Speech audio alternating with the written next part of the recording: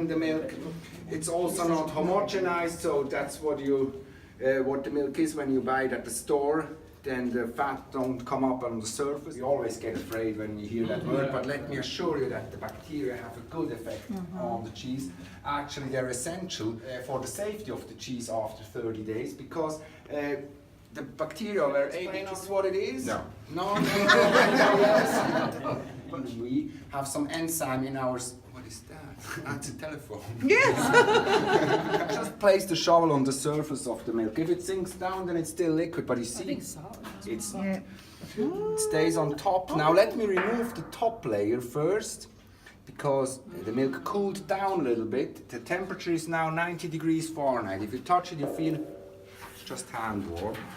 And now I slide the shovel diagonally into the milk, and when I lift it up, we look at how the milk breaks. Wow. You see that? So it breaks in one straight line. That's exactly what we want.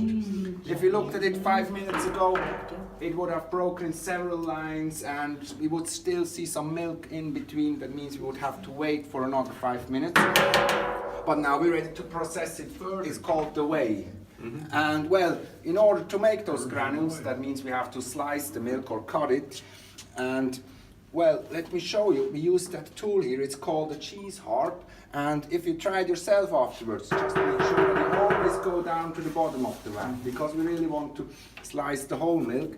Now I just pull it to me through the middle, then rotate the harp to the right, so I can just measure the distance where I haven't cut yet, and keep on slicing it vertically until I end up here at the right side, and then horizontally. Now you see those cubes here. So those are actually ribbons that go down to the bottom of the vat, and afterwards we'll pull them up with the shovel and keep on cutting until we have the granules that we want, okay? So, who would like to try? Maybe you? You'll do it. The good thing is you can't ruin it. I know, but I can be embarrassed, which is nice. Yeah, I'll guide you a little bit, okay? Okay. Because you weren't paying attention. Well, there's other work needs to be done later on. Maybe. Yes. I appreciate it. Okay. And we have Your hands and back, and now again vertically on the left side. Would you like to try too?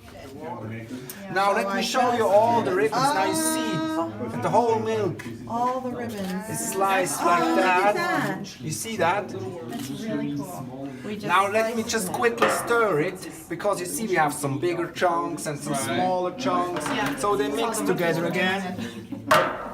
And then we continue, because you have to know that the size of the curds, the granules, has an influence on the consistency of the cheese afterwards. So if you make a brie that Christian is gonna give to you in about a minute, then the curd should be really have a big size, maybe like this? walnut or apricot. Then more whey will stay in the curds, and the cheese will also be softer at the end. But also the shelf life is shorter of the cheese.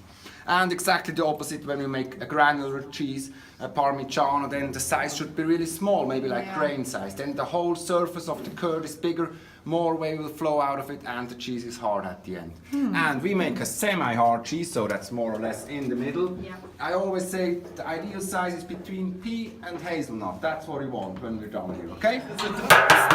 The size is still too big. Now we keep on cutting. Would you like to? It's an ideal material, and actually if we use copper, we need less chemicals to clean the surface of the vat, because the surface is always a little acidic, and that means curds cannot stick on the surface of the vat. So this is what's even up in the mountains. Yeah, of course, Yeah? that's always copper there.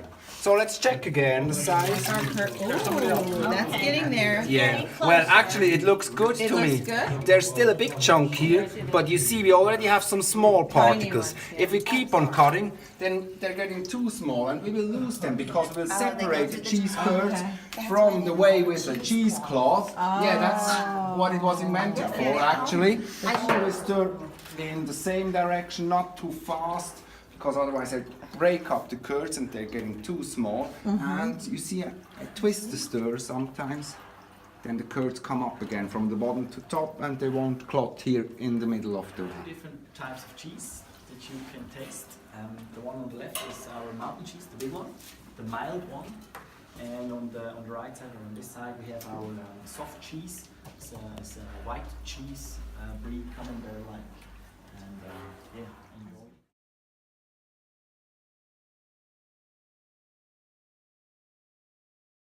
It's water with salt, it contains around 20% of salt.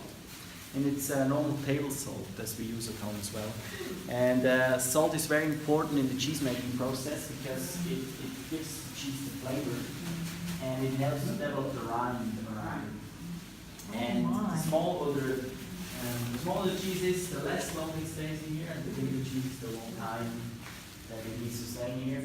And that means for the mushy, for example, it stays in here for around. What would happen if we would forget the cheese in here and leave it too long? It would become so hard that you can't eat it anymore. Hard like stone. The good stuff. And here we have cheese for around 100,000 Swiss francs. Customers. Supermarkets. Supermarket chains. And it's Coop and Migros. They both have our products. And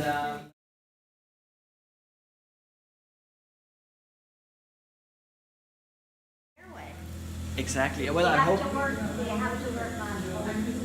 hope it continues with Fairway. It's just a tryout.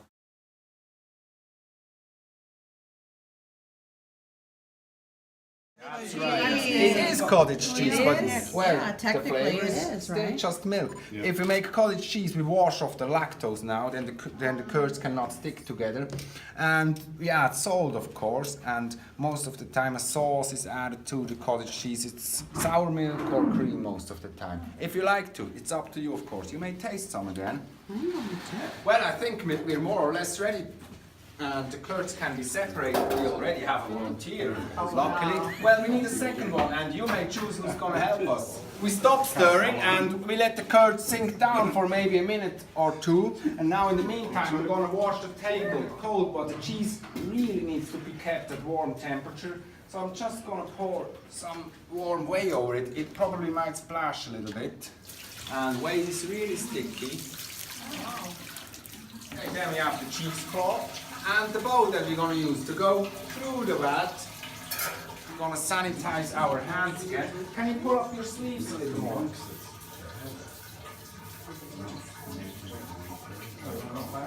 Yeah. You gotta add a little flavor to the cheese too. First, we dip the cloth a little bit here in the whey. Then it's easier for us. We have to stretch it over the bowl here. Now, can you take the right side? I take the left side. Now, we just stretch it along that blue ribbon here, more or less in the middle of the bowl. And then first we wrap it, and then roll it once. And the second time. Okay. Now then you bend here the bowl against the wall of the vat. While doing that, you go down to the bottom. And once you're down, you have to bend over a little bit and hold your arm straight like that. You see that? Oh, yeah. And then you can just scoop it out here. Okay, you just follow him when he's going through. It's important that the cloth is not... Yes, and really push it down. Now let me help you a little bit. Watch your head. Okay. Now, perfect. Now don't lift the curds up too much, as long as they're swimming. They're not heavy for us. Right. Okay, now give me the left side again. Thanks. Now we have to unroll it. And can you pull it up a little more? Okay. And we're taking it over there or something? Yes. I got it. Make sure you don't pour it over your shoes and just put everything in the mold over there, okay? Perfect. Get on my elbows. Yeah, just leave it like that. You're now the proud father of an 8-pound piece of whey. Your big hunk of 8-pound cheese. baby. I'm also going to pour some more whey over it. And you see there's a second cloth behind Christian, so we're going to do it again. Just like Lucy getting in there making a grape. Or what? Just with your flat hand. Just flat it down. Okay, that's okay. We need to do the second time if you want. Okay, then let's go on. Not as much. Yeah, he got a lot the first time. Okay, She's got a head start on us. Okay, danke. Now just dump it in the mold over here.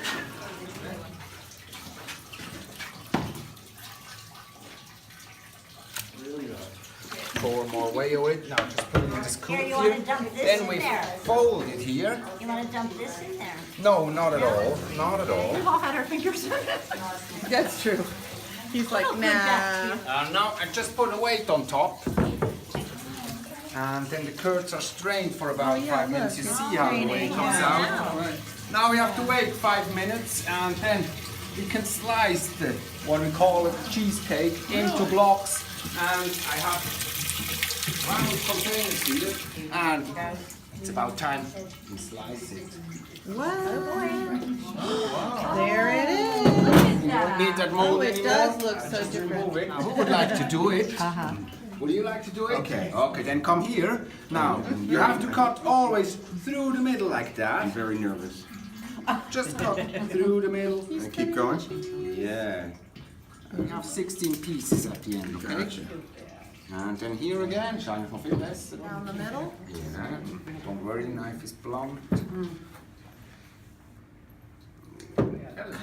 Okay, and everybody else who wants to help me putting the blocks And in the then- containers afterwards. About halfway And through. I really recommend that you Yeah. try it, because then you may have the opportunity of touching actually the cheese.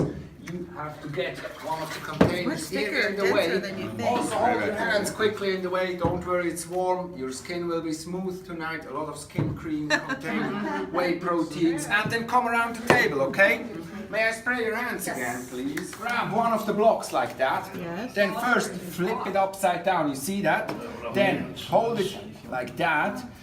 Don't knead it like dough. Don't tear it apart. Don't squeeze it much. So try not to hurt the surface of the cheese anymore. Just round off the corners a little bit. You see that? Then the cheese will just fit. And then we have some labels here. So you see there's MME, our name, Milk Manufacture. Today's date, it's day and month reversed, and this is our dairy number, so that means the cheese can be tracked from now on. And the V is also for the Viking group, as I showed you before. And just put it in the middle of the cheese like that.